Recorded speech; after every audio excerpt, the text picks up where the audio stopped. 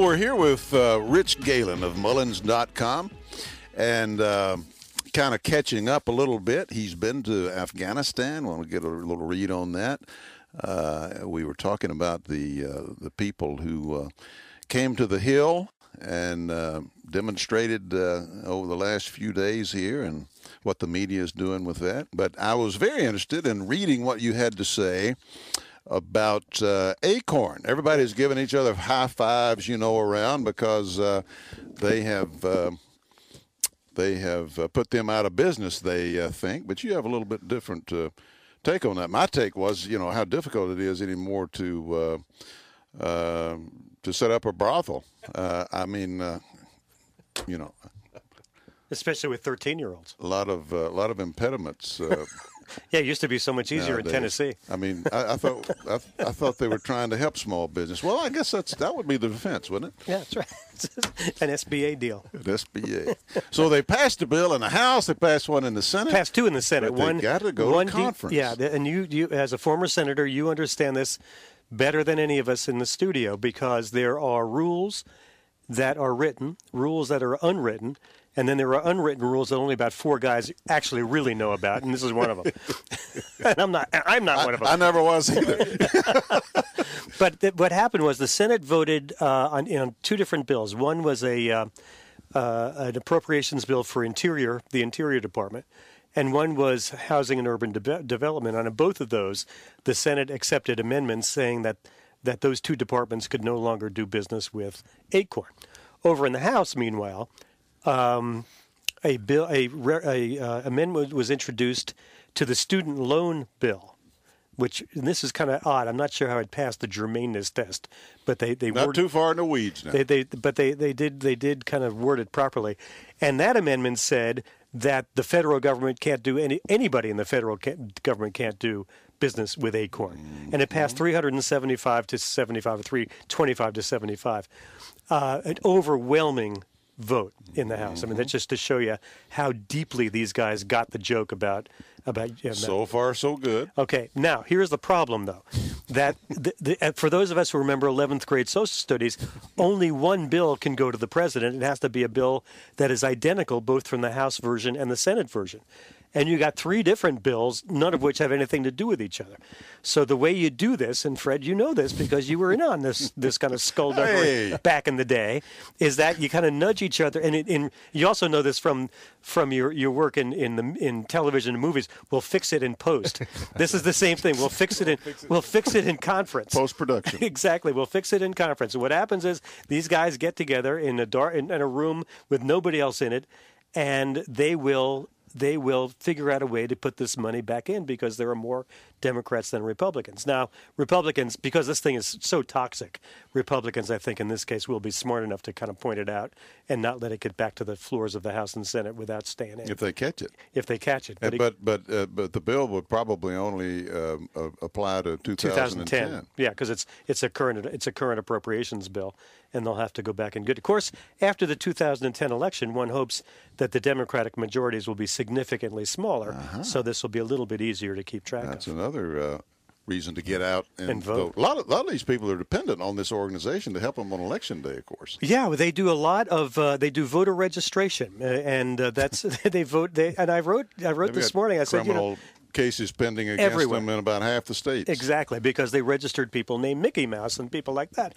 And I wrote this morning, there could be somebody named Mickey Mouse, and maybe they wanted to vote. You don't know. So, but I mean, Maurice Mouse, they call him Mickey. I mean, and so the SEIU, the Service Employees International Union, said they're going to pick up the voter registration stuff. And somebody emailed me this morning and said, so have we, how much is that better? I said, it's a lot better because a union is you assume there's a chain of command in a union. In a big community organization like Acorn, I mean, who knows what one office does and another. But in a union, there is a direct hierarchy. So it's a lot easier to bring a RICO case against a union than it is against Acorn. So I think we're heading in the right direction with these guys. Yeah, this Justice Department will be all over that, won't they? What do you think about the way they're trying to demonize the people who came here to, the teabaggers and the people who came here to town to demonstrate. I mean, it's all kind of rolling together. You got Jimmy Carter, saying what he says. You got Pelosi now, implying that, all this talk, this ugly talk, is going to lead to something like happened in San Francisco where people got shot and so forth. It's all of a sudden people have gotten awfully concerned about being mad at the policies that their leaders are putting on them. Yeah, I think that's right, and I think it's all for the best. Frankly, there is a long way between what happened on the west front of the Capitol last Saturday. 75,000, depends on who you're talking, 75,000, 150,000, 12 million, who cares? It doesn't matter what the number was.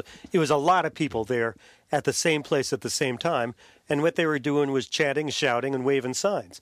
Now, I'm old enough, you're not, Fred, but I'm old enough to remember 1968 here, when things were so awful that there were machine gun nests set up around on the corners of the Capitol building to keep people from getting in and maybe taking it over. So this is. But these were left wingers.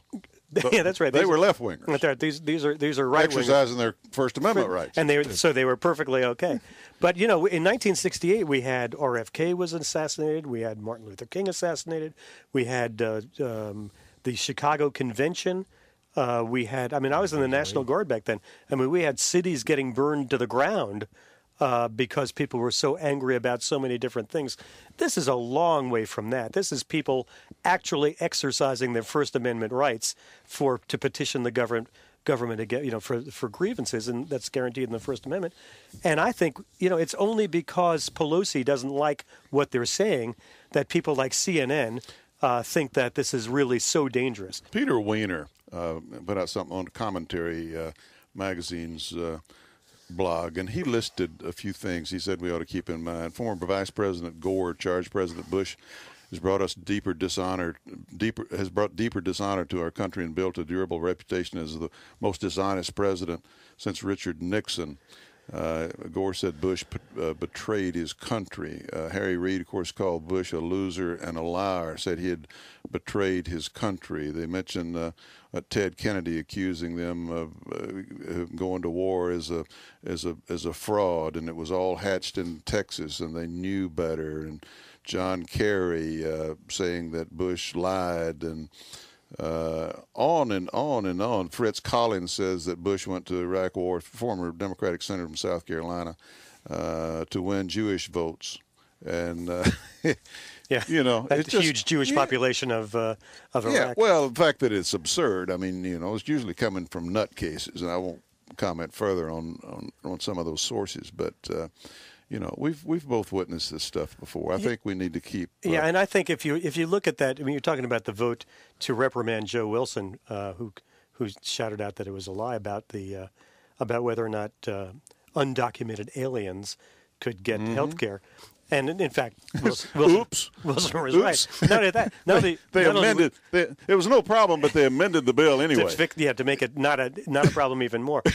But the reality is, it put immigration into the healthcare discussion, which is not what the administration wanted. They would have been a lot smarter to just let Wilson apologize. He recognized he kind of got out of line a little bit, but they just should have let it lie.